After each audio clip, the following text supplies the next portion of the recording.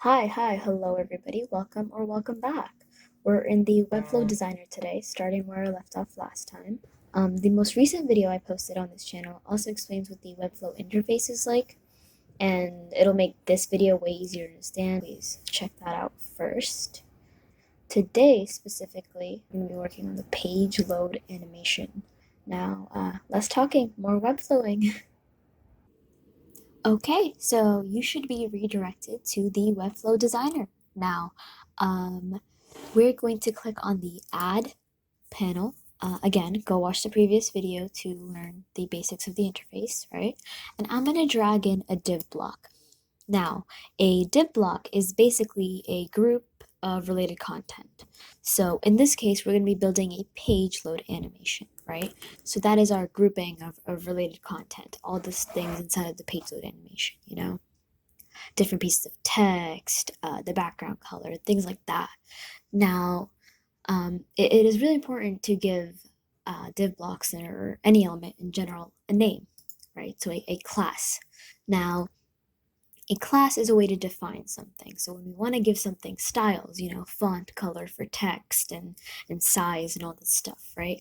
We really want to use classes. That way, if we have that same element and we want those same styles to be applied elsewhere, we just have to use the class name and not do the whole thing over again. So I'm going to start and give this a class. Now, again, we are making a page load animation, so I'm going to call it page load. And I'll just give it a section name because I know that later on I'm going to be giving things like page load text and all these other classes. So, okay. Now, what I want this to do is I want this div block, right? This section of grouping content, all of it to be placed across the entire width of our screen. So whatever the user sees, right, when they first open up this web page, the entirety of their screen, this should fill up the entire thing. So how we do that is by using percents. So if I just set a width like 500 pixels, for example, right? So let's see, pixels. And I'm gonna give it a height too, just to demonstrate 500 pixels. And I'm gonna scroll down and give it a background color. That way we can actually see it and it isn't transparent, pick a nice, a bold red. Okay, so now this div, right, it's obviously not spanning our entire page. And now the problem arises is when somebody has let's say right now I have a bigger display than 500 pixels, right? So this obviously doesn't cover up my screen. But if you look up at the top here, it gives you like how big your screen size is, right? So let's say that I say, okay, I'll type that in, right? And I will give it a height of, we'll leave the height here. Okay, so for now. So now this spans my entire screen, right? But the problem arises when, let's say that I make this a little bit smaller. You see how there's space here, right? So it's only allotting for that one breakpoint. So it's only assuming that, your screen size is 1366 pixels, right? So instead, what we want to do is we want to give it a width and a height in percents. Now, what this ensures is that basically it takes up okay, let's say I'll give it a width of 100%, right? Now, 100% is saying that this div block should take up the entirety of its parent element. Now, I talked about parent elements again in the previous video, so check that out if you want something more in depth there. But this parent body element pretty much takes up the entire page, right? So regardless of how small your page is or how big it is, right? It's always your body element is going to take up the entire page. Now the page load section is a child of the body element, right? So if we set it to have 100% width, then it's going to take up the entirety of that body section. Now let's say that I make the canvas a little bit smaller, right? It still takes up the entire screen size. And if I make it bigger, again, it still does it because we're basing it not off of like a set pixel value. We're setting it based on a percentage, which will obviously change for every screen size. Now we also want to do the same thing for the height. But now here's the problem with the height. When we have a giant page, right, and we're scrolling, if we set the same thing to 100%, again, like we did with the width, the problem comes up that we're going to have different sections of the page, right? Now, we don't want our page load section to take up the entire page with all the other sections. We literally just want to see, we literally, like I mentioned before, just wanted to take up the entirety of what the user sees, right? So what we're going to say is we're going to say 100 VH, okay? And VH is like pixels and it's like percents. It's a unit. It's a unit of measurement in web development. Now, 100 VH stands for 100 vertical height. So basically, you're saying that you want to take up the entirety of the vertical height. So the vertical height, the up and down of the viewport, right? So the viewport is what the user can see, right? So 100 VH is 100 vertical height of the viewport. So the entirety of the viewport. Now, if I said something like 50 VH, right? Now this is only half of what the user can see without scrolling down. That's what a viewport is. Now we're going to set it back to 100 VH. I already have a color I want to use. Okay, so now I'm going to paste in the hex code, right? And that should give us this nice mustard yellow kind of color. Now, one thing Webflow also does is you can create swatches. Now, swatches, so yeah, I'm just going to click the default name. Basically, what this does is that you can use the same color in other parts of your website without having to paste the hex code again. You can just click on this swatch and it'll do it for you. Okay, so we have our page load section. Now I am going to drop in another div block, right? And I'm going to call it page load text.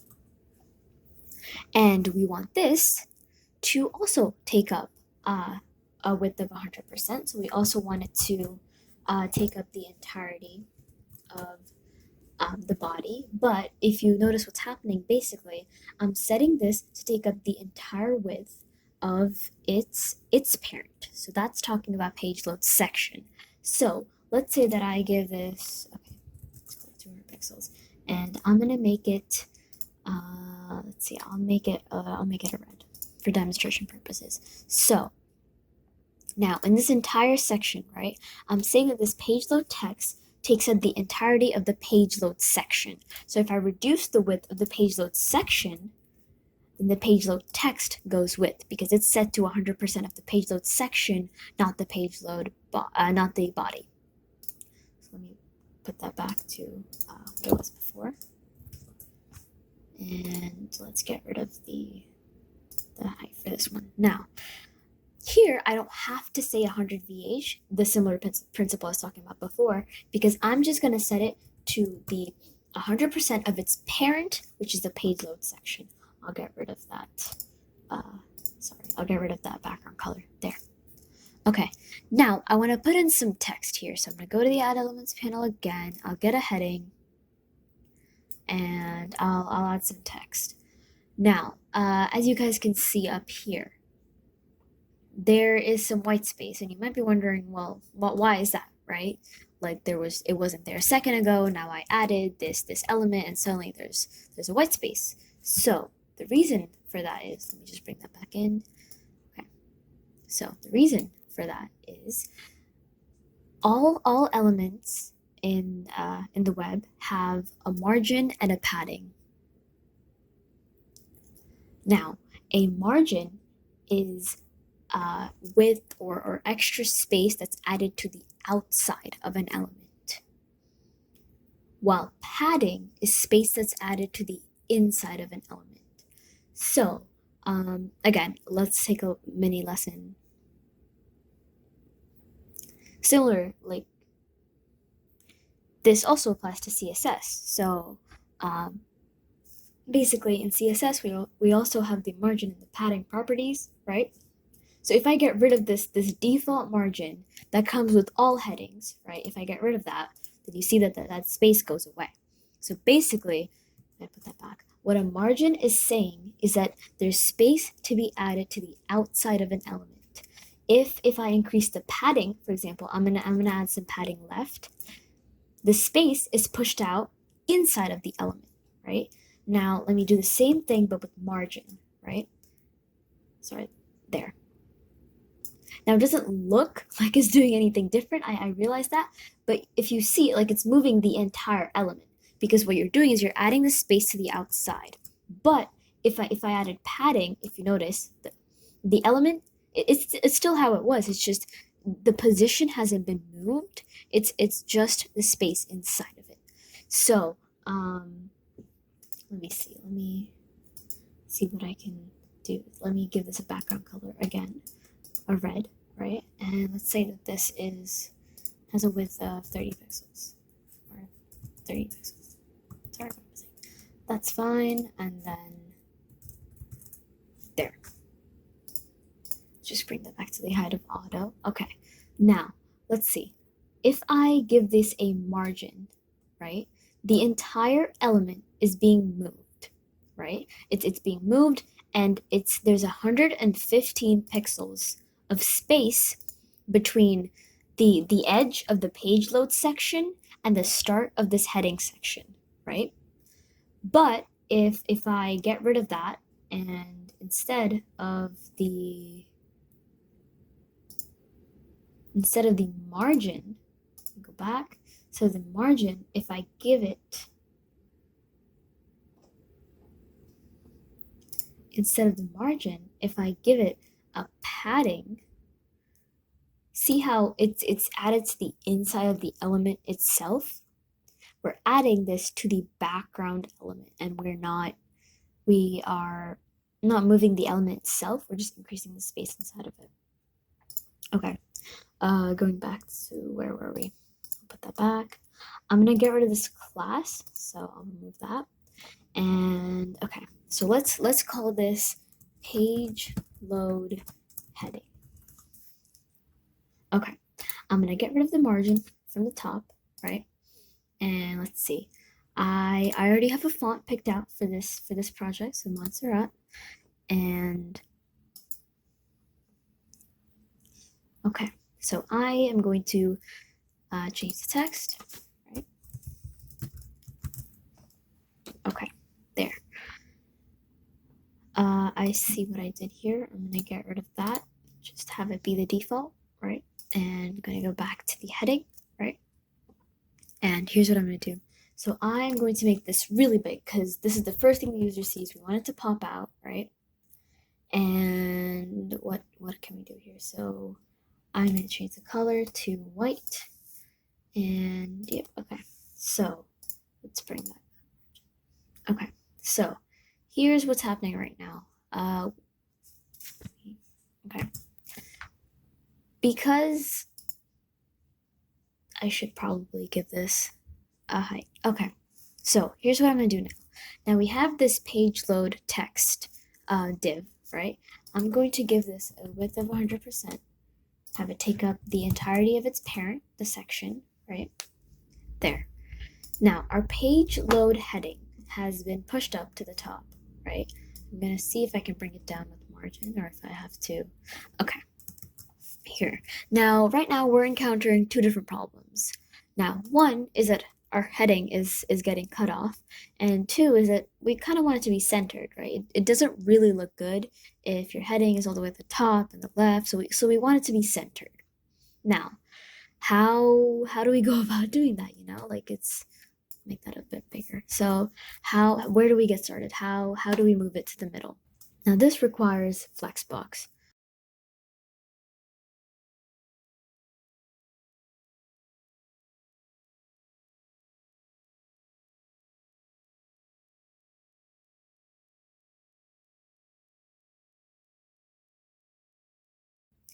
Okay, so you guys just learned about what Flexbox is, and what we're going to do now is we're going to use it in practice in Webflow. So just hit this button right here. So at the top where it says layout and next to display, just hit Flexbox, right? And nothing changes immediately. You don't really see any main differences, right? that's because everything's at its default setting. We want to make some changes, right? Now, Webflow offers these like really easy to understand visual details, so you can kind of figure out what everything is. You don't really need to memorize any of the properties or anything, right? But let's think about this. So how do we want our our text to be centered, right? Now, because we only have one item, we can go with either horizontal or vertical as the direction, but I'm gonna click on vertical just because I already know how I want it to be and everything. So vertical, right? Now, if you look at the different align item options, right? We're gonna click on the middle one, pretty easy enough already. It's coming to how we want it to be, it's centered vertically, and then we just hit the center and the justify thing. And there we go. It's in the middle, it's clear, it's in the center of the screen, everything's how we want it. Perfect. Now, what if we had another hello world, right? Now here comes a problem. So let's call this text 2, right? And they're right on top of each other. And we don't really want that because we can't really see one text, right? So what we're going to do is we're going to go back to our Flexbox settings, and we're going to hit let's explore all these different. And we don't really want that, so we're going to go back to our div, and we're going to go back to our Flexbox settings, right? And let's start exploring all these options. Like what do they mean, now that we have two different items, it's easier to explain. So let me go back to the horizontal, and wow, so this you can see. Okay, so now what I've done here is that you've taken the two pieces of text, you've centered them vertically, right? So like up and down, they're aligned, they're in the center, and then we've also put them in.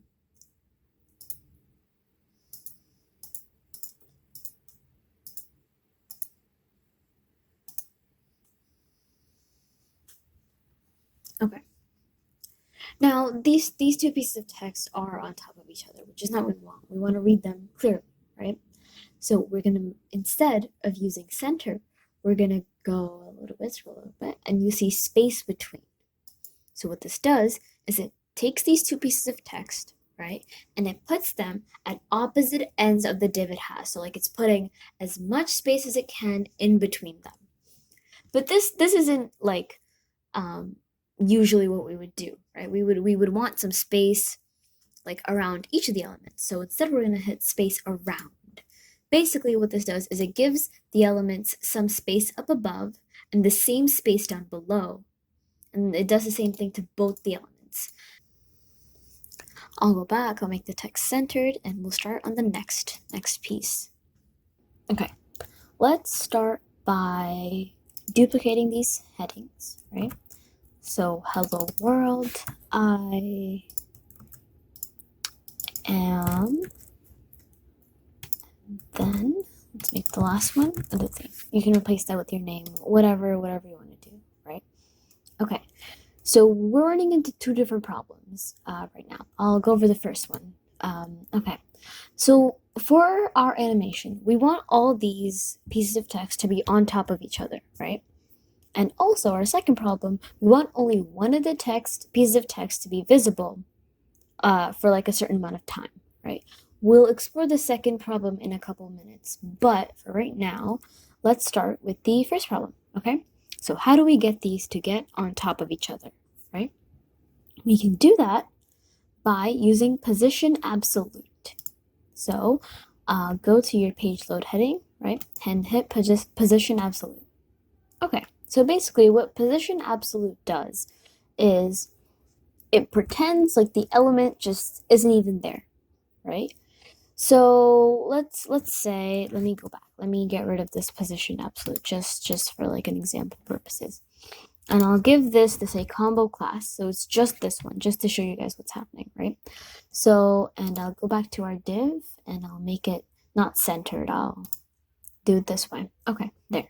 So if I take our page load heading with the combo class, right, and I give it here a position of absolute, what it does is it's like the element isn't even there.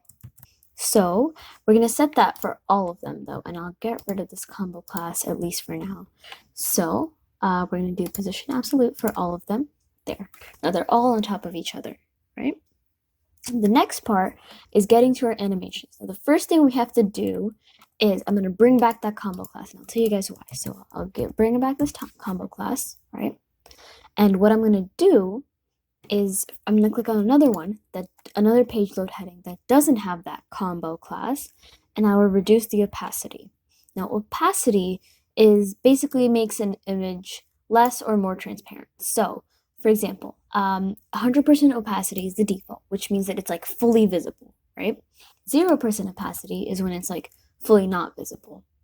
Now, when we want to create a fade in, fade out effect, we use opacity. That way that's how we control it. So I'm going to put them all down to 0. I'll go back to our top combo class, and I'll make just this one because it's a combo class, right? All the other ones don't have this combo class. I'm going to give this an opacity of 100. Because when I first load the page, I want this hello world to be visible, right? And then I start fading this one out and then fading the all the other ones in. So how do we do that, right? I'm going to go here to our animation page, and right here in page triggers, you're going to hit this add button, and you should see this right here. This is called page load. So let's make our own custom animation, and we'll hit add, and let's see, we'll call this page load animation. Okay. Now, the first thing I have to do is when the page loads, right? I'm going to click on this button here, and there we go. We have our opacity right here. So when the page first loads, I want this specific heading, right, to be at 100% opacity. Okay, so I want it to be fully visible. But maybe like, okay, a half a second later, right? So that's our duration. So for a half a second, it's at 100% opacity, right? At the end of that half a second, I wanted to give it an opacity of 0%. Okay? And then so let's hit this preview button right here to see how that would look. There you go. I think I want to make it a little bit longer though, because it feels too quick for me. But you can adjust this to however long you want. Okay, there. And it slowly fades out. Exactly. Perfect. Now, what I want to do after that is now go to your navigator, right, and make sure you select the second one this time. Okay, because we're not dealing with this heading anymore. We're dealing with this one. So this is the next one, and this should be I, right? So I'm gonna hit opacity again, right? And for 1 second, that's our duration. And you want to be consistent. So like, don't go half a second on one piece of text and 1 second on another piece of text, right? So I'm gonna hit 100% again. Pretty much the same exact thing that I did here.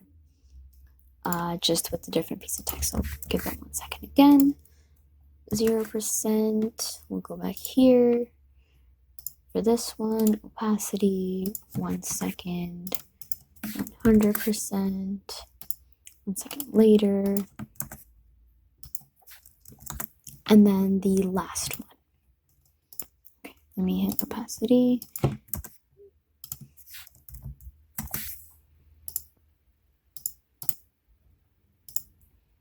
Okay. Oh, there's something wrong there. Not 0. 1 second. Okay, there we go. Now I'm going to hit this preview button just so we can see. Okay. There. Okay. I think that's perfect. That's our animation. There really wasn't that much to do. Now, if you want to know how to make that cool drop shadow effect with the text, that's what we're going to do right now. Okay. So here's what I'm going to do. I'm going to grab this last thing, our name. I'm going to give this a special combo class called name appropriately. And I'm going to give this an opacity of 100. Now you can see that I changed the color here. You can do whatever you want. I just picked a light brown. Okay. I am going to give this top class an opacity of 0. Again, just for us to see this better, we can always change this back when we want our animation to work again. Okay, there. Now that I have this text, right? What I'm going to do is I'm going to give this, put this in a div, and I'm going to call this div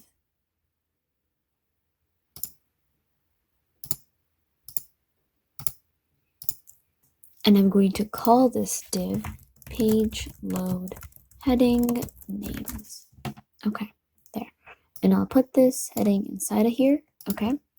And I'll have this page load heading names take up 700 pixels and 100%. Okay. I'm going to give this display flex, vertical, center that way. We've already done this before, so I'm not going to sit here and explain it over again. Okay, there. Now, why do we want this to be in a div, right? That's because we need to copy and paste this piece of text, right? We need another piece of text for our drop shadow. So I'll give that another combo class. Sorry, I can't spell today. Drop shadow. There we go. I'm going to change the color to this darker brown. And now, okay, I'm already positioned absolutely, right? I'm just gonna move this, and there you go. Move this down a bit. Okay. Now, what if I wanted to move this text over on top of the drop shadow, right? We obviously want the drop shadow to be at the bottom. How we do that is by using z-index. So this has a z-index of 3, right? And I'm going to give this a z-index of 2. Now, z-index is basically how things are layered. And you can see that here. Obviously, 3 is higher than 2. And so the thing with the z-index of 3, goes on the top. Okay, I'm going to reset this. So I'm going to opacity 0. There we go. I'm going to give the top heading, the one at the top, right? An opacity of 100, like before. I'm going to go back to my page load animation, make sure that I incorporate the drop shadow, because we want that to animate at the same time that the text animates at. So 0%. Okay, I'm going to play this through here just for 1 second to see if it works.